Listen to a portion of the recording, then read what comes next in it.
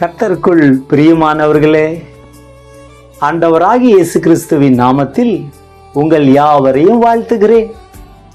இந்த நாளுக்குரிய வேத வசனம் உபாகமம் 33:16. முட்செடியில் எழுந்தருளினவரின் தயை.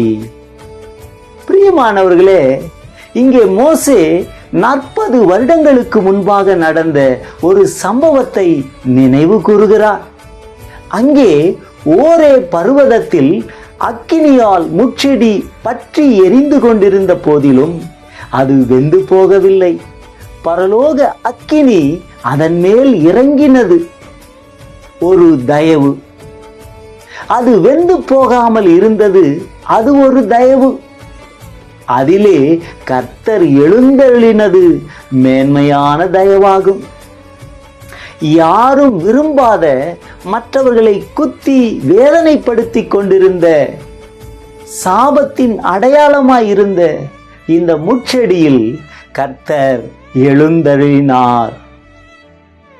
தேவனுடைய இரக்கங்கள் அதற்கு கிடைத்திருக்கிறது என்றுதான் அர்த்தம்.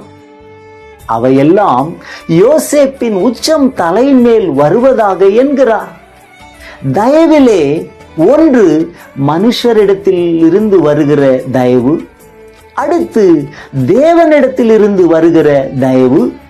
இயேசு கிறிஸ்துவுக்கு இந்த 2 தயவும் இருந்தது. இயேசுவானவர் ஞானத்திலும் வளர்த்தியிலும் தேவ கிருபையிலும் மனுஷர் தயவிலும் அதிகமாய் விருத்தி அடைந்தார். அதே போல நீங்களும் தேவ கிருபையிலும் மனுஷர் தயவிலும் அதிகமாக விருத்தி அடைய கர்த்தர் உங்களுக்கு தயவு பாராட்டுவாராக. செவிப்போமா? அன்பின் பரலோக பிதாவே, முட்செடியில் எழுந்தருளின தேவனே, உம்முடைய தயவை அதற்கு பாராட்டினீரே.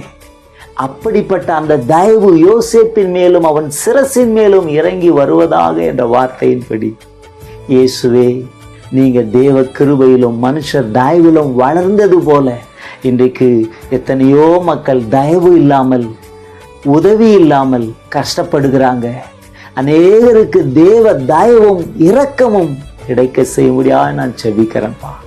முட்செடியில் எழுந்தருளினவரின் தயை இந்த வார்த்தையை கேட்கிற ஒவ்வொரு பிள்ளைகளுக்கும் உண்டாகும்படியா நான் செபிக்கிறேன், ஆசீர்வதிக்கிறேன். இயேசுவின் நாமத்தில் ஜெபம் கேளும் நல்ல பிதாவே. ஆமென். God bless you.